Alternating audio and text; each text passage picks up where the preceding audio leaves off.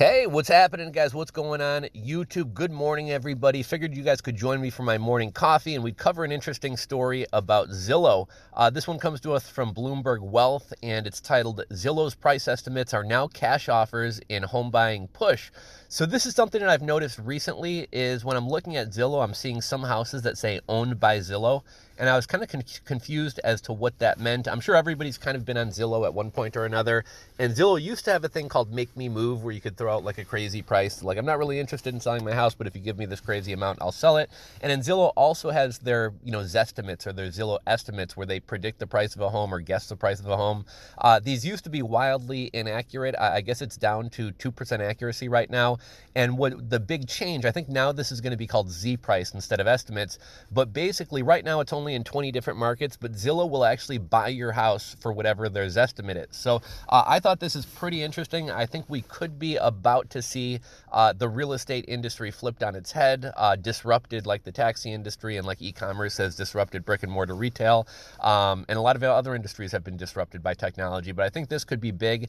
I think Zillow is a publicly traded stock, publicly traded company. I'm not positive about that, but this actually has me somewhat interested in buying some Zillow stock just because this has the potential to really disrupt the real estate industry, one industry that the MLS and the National Association of Realtors has managed to kind of keep locked down and keep a monopoly on for a long, long time. And I think a lot of people are surprised by that. Before we really get into the substance of today's video, a couple housekeeping things. First off, it's Friday. Hopefully everybody's going to have a great day today and have a wonderful weekend. Something I started doing in yesterday's video is I'm going to be giving away free Nano with every video. This is to just kind of give back to you guys, give you one additional reason to come here and kind of interact on the channel. But also one of the things I really liked about crypto and the crypto community back in 2013, 2014, 2015, 2016 was kind of the sense of community, people actually using cryptocurrency, tipping each other, giving away free crypto to kind of spur adoption and get other people interested. And Nano is a perfect coin for that. It's nearly instant transactions, if not instant within like a second or two. There's no fees. If I send you 0.1 Nano, you're going to get 0.1 Nano. I'm not going to talk shit about Bitcoin or Ethereum or any other coins. I like those coins as well. But let's be honest, it's like $50 to send an Ethereum transaction right now. It's like $16, $20 to send a Bitcoin transaction. It's just not usable like it was back in the day. You can't tip people. If you want to get a friend involved and you're like, hey, download a Bitcoin wallet, I'll send you some Bitcoin. Like, you can't send somebody a little bit of Bitcoin. It's all going to get eaten up by fees. So that's one of the things we're doing with Nano, kind of spreading adoption, creating a little bit more of a sense of community here. If you like that and want to support it and you want to send me some Nano to further give away, I'll drop my Nano username. I'm Mr. El Chapo right now on WeNano. I might wind up changing that to Rules for Rebels, but Mr. El Chapo on WeNano, and I'll also drop my Nano address down below if any of you guys want to support that. Alternatively, if you don't want to support it by sending Nano, if you watch a commercial, watch an ad, I'll get a few cents and it'll buy some Nano that I can spit on out to the community. Without further ado, let's get into this story. So the real estate industry is one industry where people are like, e-commerce has disrupted the retail industry. Uber and Lyft have disrupted the taxi cab industry and improved it, made it more efficient, made it cheaper.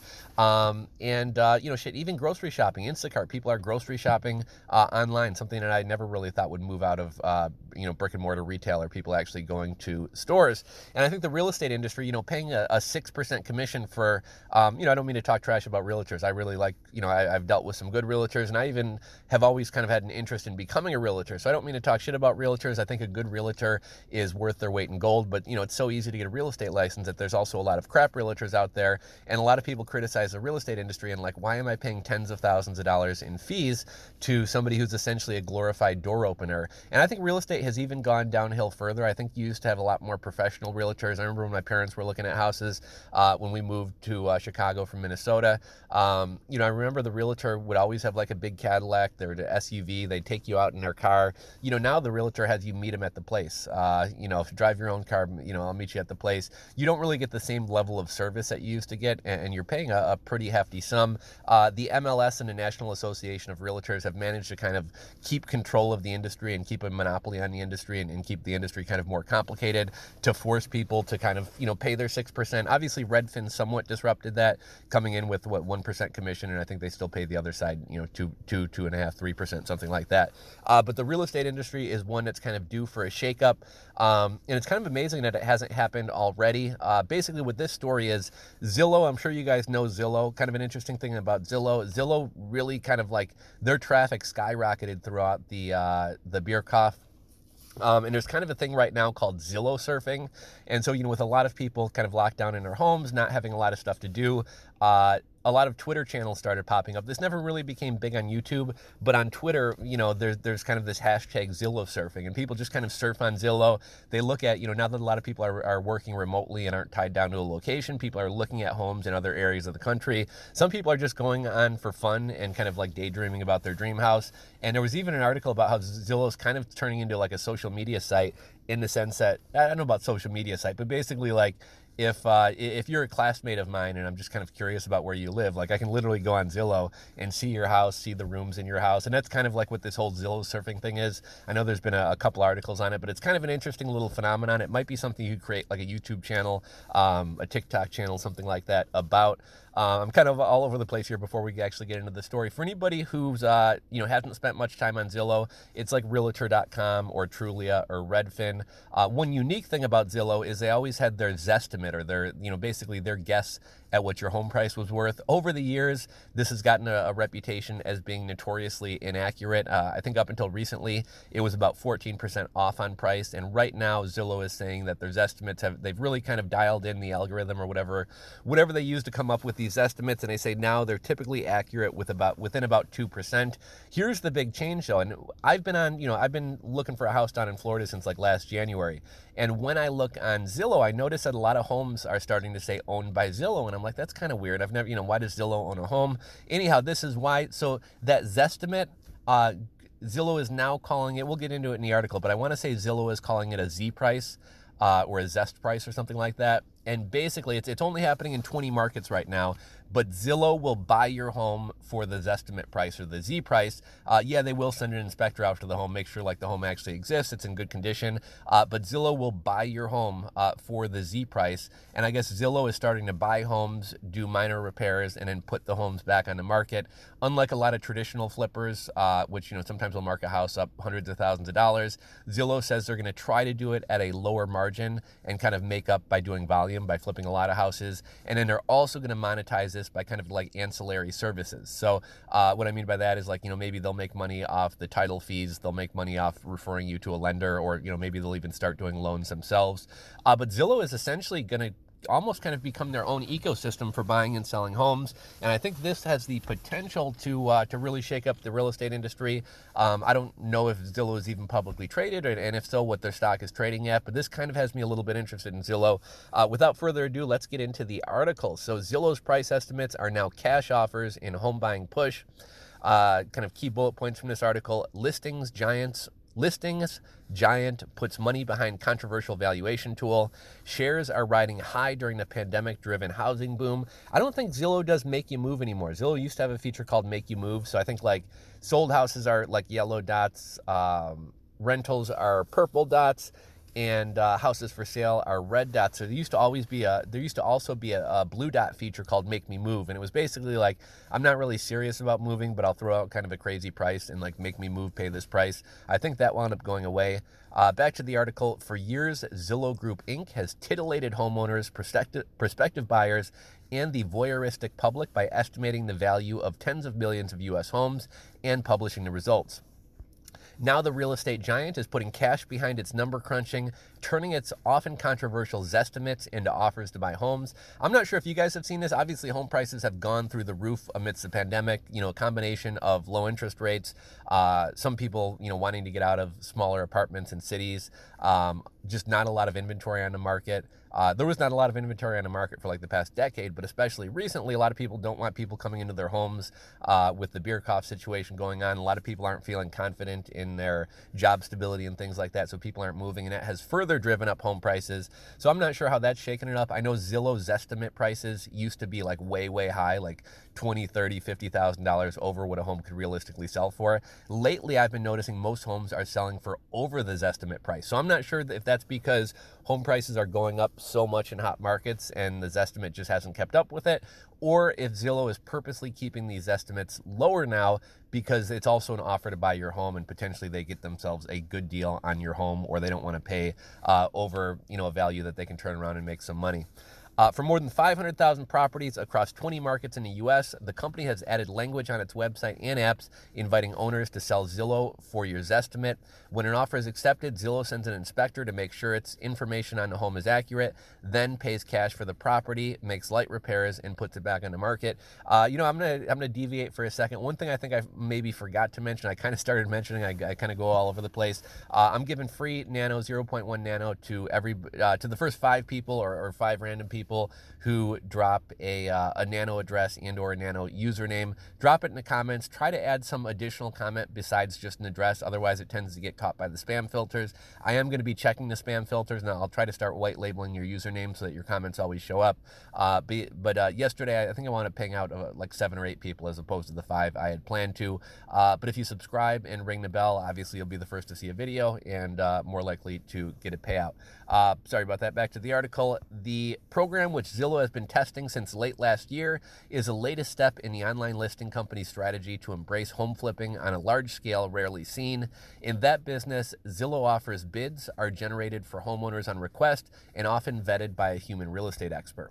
The move to turn a Zestimate into a standing bid means the company is relying solely on its valuation software to generate offers unsolicited in what executives call an effort to reduce friction and provide owners with certainty that can help them understand how much they can afford to pay for their next home. Part of why real estate is so complex is the idiosyncratic nature of assets and the uncertainty around valuation, said Stan Humphries, the company's chief analytics officer.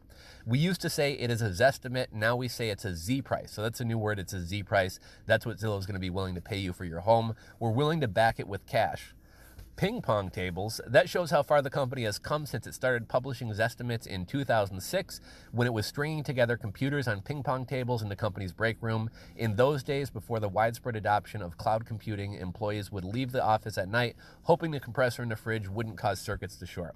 In the beginning, the median Zestimate was off by more than 14%, highlighting the difficulty of valuing homes and fueling criticism that the numbers created unrealistic expectations for what a property could sell for.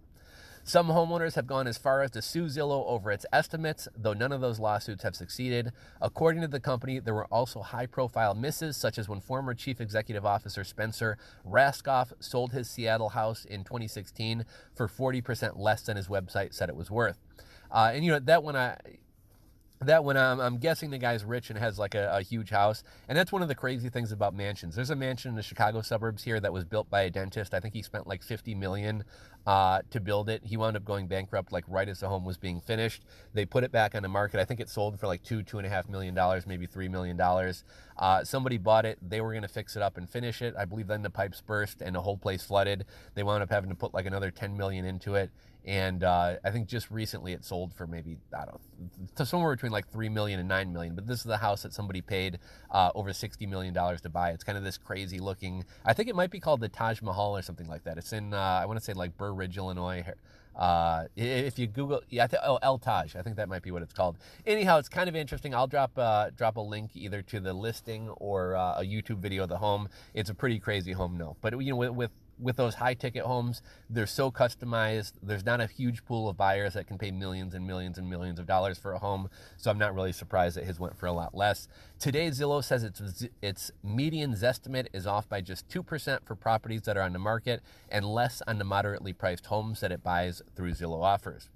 Adding certainty, Humphries said that turning the Zestimate into a standing offer helps homeowners by setting a floor on the value of their current property, helping them determine how much they can afford to spend on their next one. So I think Zillow kind of here is admitting that it's kind of a low offer, but at least you have an offer and it kind of gives you a baseline to go off of for a regular home buyer who's going to live there.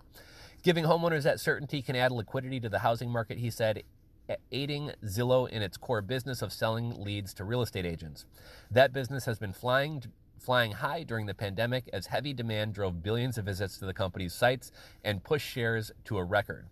Driving more customers to Zillow offers, on the other hand, could mean accelerating losses. Zillow sold more than 900 homes in the fourth quarter, generating $304 million in revenue, but investors would be better off focusing on a nearly $67 million net loss Zillow reported for the segment.